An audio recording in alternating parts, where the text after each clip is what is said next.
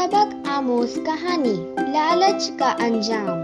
कहानी सुनने से पहले हमारे चैनल को सब्सक्राइब कर दें और अगर कहानी पसंद आए तो लाइक और शेयर भी कर देना। आए कहानी शुरू करते हैं। एक दफा की बात है, आबिद नाम का एक शख्स एक जगह से दूसरी जगह लोगों का सामान पहुंचाया करता था। उसके पास 20 ऊंट थे जिन पर वो सामान लाद कर ले जाया करता था। एक बार वो सामान पहुंचाकर वापस आ रहा था कि रास्ते में आराम की गर्ज से एक जगह रुका। वहां उसकी मुलाकात एक दरवेश से हुई। बातों बातों में दरवेश ने बताया कि यहाँ करीब ही इतना बड़ा खजाना मौजूद है कि अगर तुम अपने तमाम ऊँटों पर भी लाद दोगे तब भी खजाने में कोई कमी नजर नहीं आएगी। आबिद ने कहा कि अगर आप मुझे खजाने तक ले जाएंगे तो मैं आपको एक ऊँट इनाम के तौर पर दूंगा। दरवेश ने कहा कि अगर तुम मुझे अपने आधे ऊँट दे दोगे तो मैं तुम्हें खजाने का पता बता दूंगा, लेकिन वो बहुत दुश्वार रास्ता है, ऊँटों पर ही जाना होगा। आबिद के पास उस वक्त 20 ऊँट थे। वो 10 ऊँट दरवेश को देने पर राजी हो गया और दोनों खजाने की तरफ चल दिए। काफी देर पहाड़ों में चक्कर काटने के बाद एक इंतहाई तंग रास्ते से गुजरकर एक पहाड़ी के सामने आकर रुक गए। फिर दरवेश ने आबिद से ऊँटों को एक तरफ खड़ा करने को कहा। फिर दरवेश ने लकड़ियां जमा की और आग जलाई और आग के सामने बैठकर आहिस्तगी से कुछ पढ़ा।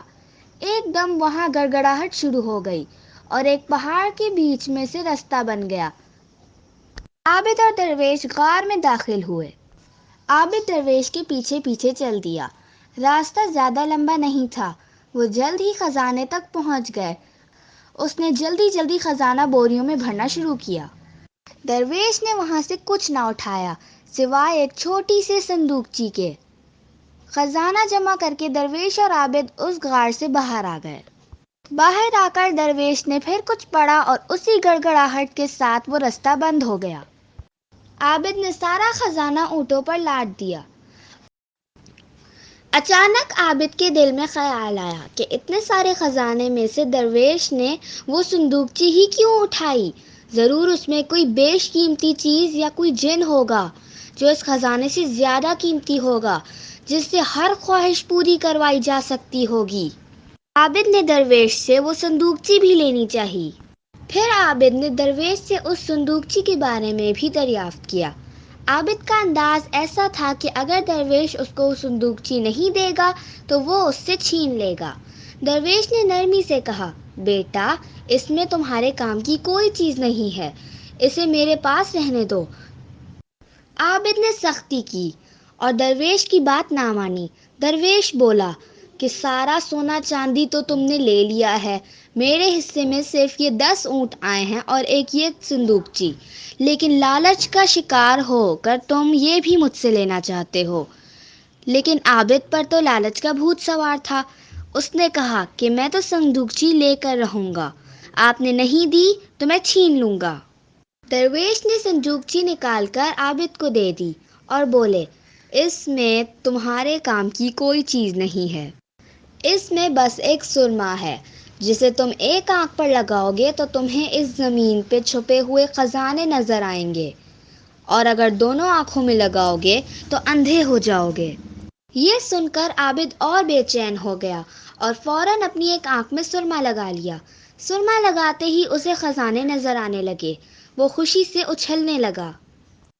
आबिद ने सोचा कि ज़रूर ये दरवेश झूठ बोल रहा है और दूसरी आंख में लगाने से और भी अजायबात नज़र आएंगे। आबिद ने दरवेश से कहा कि मैं दूसरी आंख में भी सुरमा लगाऊंगा ताकि और अजायबात नज़र आएं। दरवेश ने आबिद को बहुत समझाया और बोले, क्या तुम पागल हो गए हो? तुम जानबूझ के अंधा होना चाहते हो? आबिद बाजिद रहा तो दरवेश ने कहा कि बाद में मुझे कोई इल्ज़ाम ना देना। आबिद बोला, नहीं दूंगा, और दूसरी आंख में भी सुरमा लगा लिया। सुरमा लगाते ही आबिद अंधा हो गया। उसके चारों तरफ अंधेरा छा गया। वो धाड़े मार मार कर रोने लगा और दरवेश की मिन्नतें करने लगा कि कुछ करो, मेरी आंखों की रोशनी वापस कर दो। दरवेश बोला कि बिनाई वापस लाना मेरी बस की बात नहीं है। मैंने तुम्हें बहुत रोका था, लेकिन तुम ना माने। اب جاؤ زندگی بھر دھکے کھاؤ اور دوسروں سے مانگ کر گزارا کرو۔ یہ کہہ کر درویش نے اونٹوں کی مہر عابد سے لے لی اور چل دیا۔ کئی روز تک عابد پہاڑوں میں دھکے کھاتا رہا۔ پھر ایک نیک بندے نے عابد پر ترس کھا کر اسے اس کے شہر تک پہنچا دیا۔ تب سے اب تک عابد گلیوں بازاروں میں دھکے کھاتا پھر رہا ہے اور دوسروں سے مانگ مانگ کر گزارا کرتا ہے۔ عابد کو اس کی لالچ کی سزا ملی اور اس کو اس حال میں پہنچا دیا۔ ختم شد۔